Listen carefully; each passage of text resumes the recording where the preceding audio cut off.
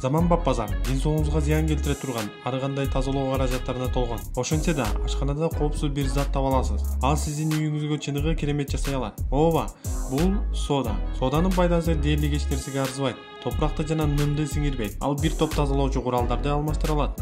Соданын негизги артыкчылыктары: арзан баа, токсикасыз, чаң ыпырларды жок кылат, ашкананы тазалоочу заттардын ордун алмаштыра алат, жагымсыз жыттарды батыра жоготот жана бактерияларды өлтүрөт. Сода менен үйдүн килемдерин жана жумшак эмеректерди, алып тургай керебеттерди тазалай аласыз.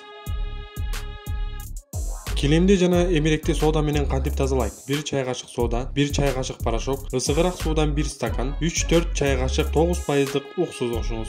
Сода менен порошокту аралаштырыңыз, ысыгыраак сууну жана уксузду кошуңуз. Аралашма жигерди көбүк берет, андыктан чоңураак чара алыңыз.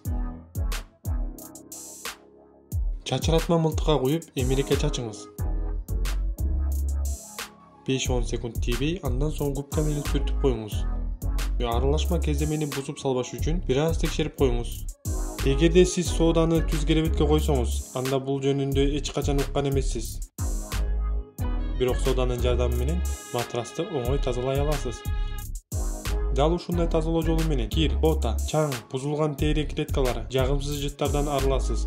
Матрасты кантип тазалаш керек? Матрасты чаң соргуч менен тазалаңыз. Соданы элекке салып чачыңыз. Бир канча саат коюп коюңуз. Кайрадан чаң соргуч менен тазалап коюңуз. Сода же натрий бикарбонаты бул абдан сонун нерсе. Укмуштаг касиеттерге ээ жана айлана чөйрөгө эч кандай зыян келтирбейт.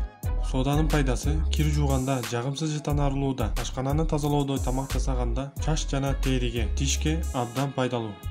Биздин каналга катталып, ой пикир жазып, лайк басып коюңуз.